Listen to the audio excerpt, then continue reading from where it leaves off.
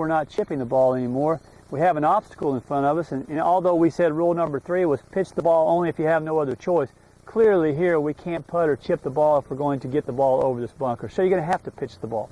When we're pitching the ball, there's a couple of different pitch shots that we use. One of them's real safe. You and I refer to it as a dead hands pitch shot. The other one's a little more, it's chancy because we have to use our wrist a little bit more. Now you're really good at this shot, so you're going to make it look a little bit easier than it really is, but I want our viewers to know that to pull this shot off requires a lot of practice, and we really want them to spend some time doing that. Absolutely, and I think the biggest difference that you'll find between a chip and a pitch, which you would agree would be the use of the wrist. Right. And anytime we use the wrist, that's when bad things can start to happen, and that's why we really emphasize not only to use these shots cautiously and think about what you're doing before you choose to pitch the ball, but at the same time, practice them a lot. Exactly. Well, why don't you step in here and kind of show us, and we'll come around here and we'll get a couple of views of the front here, and we'll talk a little bit about the mechanics necessary for you to hit a pitch shot. Okay.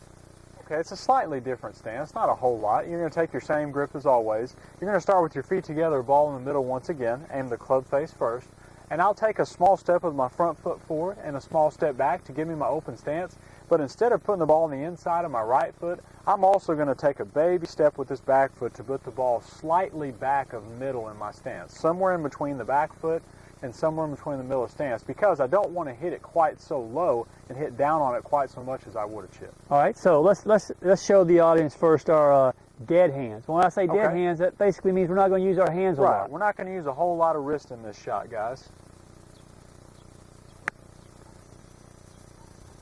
Good shot.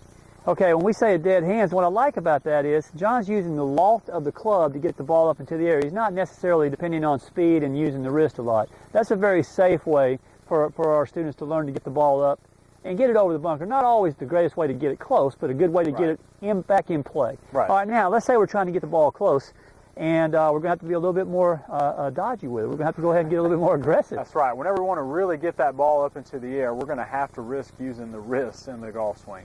But with great risk comes great reward if we can pull the shot off. So let's see what happens.